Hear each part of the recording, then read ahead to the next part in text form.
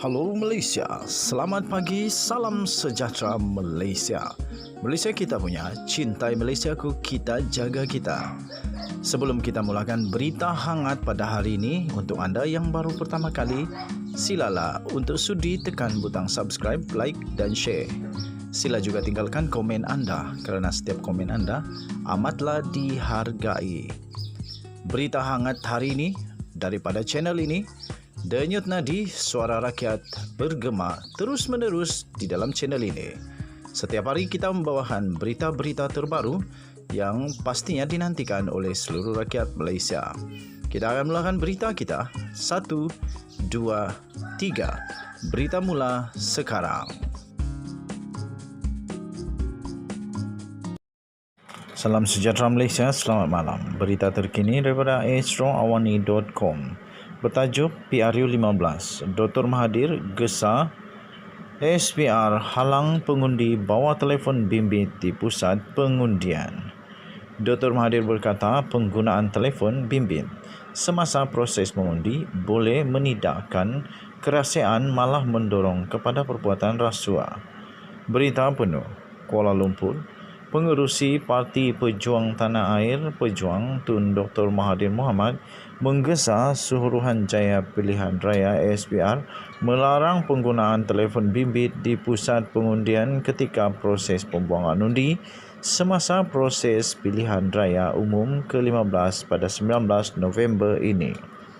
Menurut Dr. Mahathir, penggunaan telefon bimbit semasa proses mengundi boleh menidakkan kerahsiaan malah mendorong kepada perbuatan rasuah. Katanya, parti boleh guna maklumat untuk sogokan.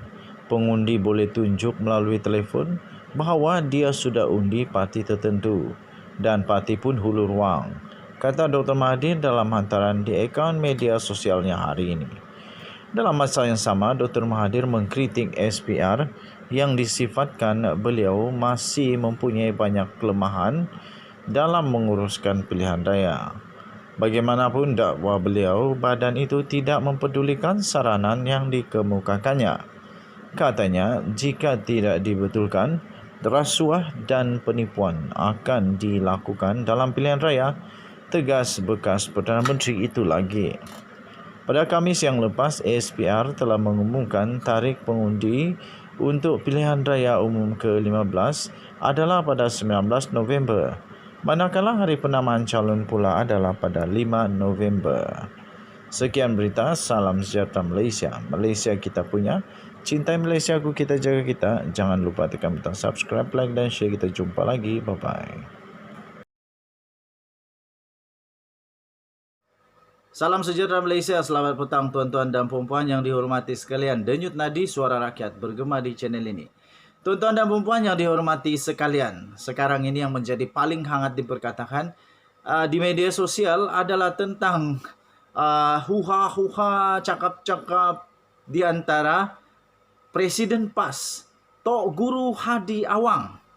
Saya boleh katakan beliau adalah tokoh agama Islam yang nombor 1 di Malaysia pada ketika ini, tuan-tuan dan puan-puan.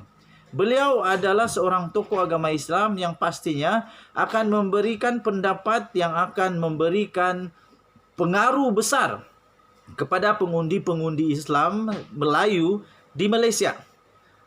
Apa yang berlaku adalah kemarin Tok Guru Hadi Awang memberikan kenyataan yang memang panas. Dia memberikan penjelasan sebab kenapa dia tidak mahu, PAS tidak mahu bekerja sama dengan UMNO.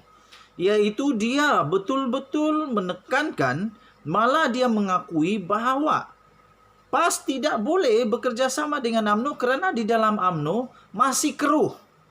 Pemimpin-pemimpinnya tidak mau bertobat. Dan dia kata, pemimpin-pemimpin UMNO perasuah, terima rasuah. Ada pemimpin-pemimpin UMNO yang rakus kuasa. Ini pasti akan membuat banyak pengundi terkesan. Mana tidaknya? Siapa yang tidak akan terpengaruh dengan kata-kata ahli agama nombor 1 di Malaysia? Pada pendapat saya, tuan-tuan dan puan-puan, ini memang agak ditunggu oleh ramai musuh-musuh politik Zahid Hamidi, musuh-musuh politik UMNO.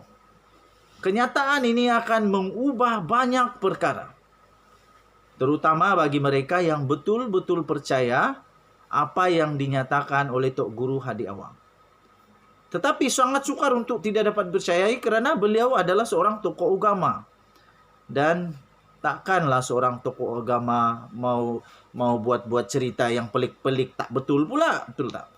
Dan apa yang terjadi hari ini, Zahid Hamidi mengeluarkan satu kenyataan bahwa dia kecewa, dan dia juga mengeluarkan kenyataan yang bagi saya, pendapat saya baca artikel itu berbaur satu peringatan, dan mungkin ada juga ugutan lembut. Malah Zahid Hamidi berkata kalau dia mau, dia boleh saja mengaibkan Presiden PAS itu. Tetapi kerana dia berakhlak, dia simpan itu dan tidak mahu untuk mengaibkan. Tetapi pada pendapat saya, bukan ini jawapan yang betul daripada Zahid Hamidi. Jawapan yang betul yang patut dilakukan oleh Zahid Hamidi adalah menafikan perkara itu. Zahid Hamidi kena nafikan bahawa di dalam UMNO pemimpinnya rakus kuasa. Zahid Hamidi kena nafikan bahawa di dalam UMNO pemimpinnya penerima rasuah. Zahid Hamidi kena nafikan kata-kata Tok Guru Hadi Awang bahawa pemimpin UMNO tidak bertaubat. Itu yang Zahid Hamidi perlu nafikan. Bukan dia perlu untuk lawan balik Tok Guru Hadi Awang dengan ugutan bahawa dia boleh juga mengaibkan. Tak ada kesudahan, tak semua ini. Tetapi Zahid Hamidi sekarang berada di kasut. Di situasi yang amat berat. Dia perlu perjelaskan kepada 3 juta ahli UMNO. Pertama. Kedua, dia perlu perjelaskan kepada 30 juta rakyat Malaysia bahawa perkara yang disebut oleh Tok Guru Hadi Awang, ahli agama Islam dan juga penegak bangsa Melayu di Malaysia nombor 1. Dia perlu menafikan itu. Bukan dengan cara mengugut semula. Bukan untuk mengugut semula. Tapi dia perlu nafikan. Perkara yang memang tidak dijangka oleh seluruh Malaysia apabila Zahid Hamidi dalam ucapannya di dalam pertemuan yang besar di MIC itu, dirakam pula di video. Lepas itu menjadi tular seluruh Malaysia. Malah bukan Malaysia saja, seluruh dunia. Dan dia nafikan bahawa dia kata ucapannya itu dispin oleh musuh-musuh. Macam mana mau spin? Sudah jelas-jelas dia kata kalau kita kalah kita akan begitulah apalah. Dan dia sebut juga nama-nama. Beraninya dia sebut nama-nama tu. Maksudnya betullah bahawa nama-nama itu berisiko untuk dihadapkan di pendakwaan. Tidak akan didakwa di Malaysia ini. Malaysia kita ada undang-undang perlembagaan, kita ada kedaulatan undang-undang yang betul. Tak akan dihadapkan ke mahkamah kalau tiada apa-apa masalah. Malaysia bukan negara hutan, bukan. Kita bukan haiwan, kita bertamadun. Orang hanya bawa perkara yang perlu di mahkamah. Tak akan ada manusia di dunia ini, terutama di Malaysia secara spesifik, tak akan ada orang di Malaysia ini dengan sembarangan, tak ada apa-apa hal bawa orang pergi mahkamah, dakwa di mahkamah. Kecuali ada angin bertiup, sehingga pokok bergoyang. Istri saya kata, tak akan pokok bergoyang kalau tak ada angin. Zahid Hamidi kenapa takut? Kalau PRU, kalau tiada kesalahan. Kecuali memang ada kesalahan yang boleh didakwa. Jadi tuan-tuan dan puan-puan yang dihormati sekalian, saya terus terang, kedua-dua parti UMNO dan parti PAS, saya tidak undi. Kenapa? Kenapa? Sebab belum tahu lagi ada bertanding atau tidak di tempat saya. Kalau ada, terpulang kepada saya lah, mau undi siapa? PAS kah? UMNO kah? Atau apa-apa? Tetapi yang pasti tuan-tuan dan puan, tidak dapat dinafikan sama sekali bahwa kenyataan daripada Tok Guru Hadi Awang ini akan mempengaruhi undi Melayu Muslim, Melayu Islam di Malaysia. Ini betul-betul panas. Jadi Zahid Hamidi kena nafikan perkara itu.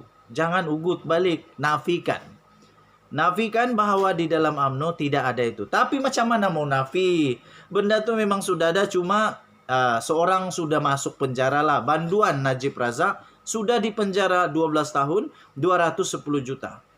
Paling best lagi bonus, buy one free one. Suami masuk penjara, istri pun masuk penjara. Terbaik. Belum lagi banduan, bakal banduan. Rosma Mansur, lagi parah. 10 tahun penjara, 10 tahun penjara, 970 juta denda. Macam mana mau cari, aku pun dah tahu. Okey. Apa pendapat kamu? Sila komen. Denyut Nadi, suara rakyat terus bergema di channel ini. Minta maaf saya tidak banyak video hari ini sebab saya sibuk. Kita jumpa lagi. Kita, jaga keluarga, cintai keluarga, jaga anak-anak, jaga istri dengan baik. Kita jumpa lagi pada berita akan datang. Bye-bye.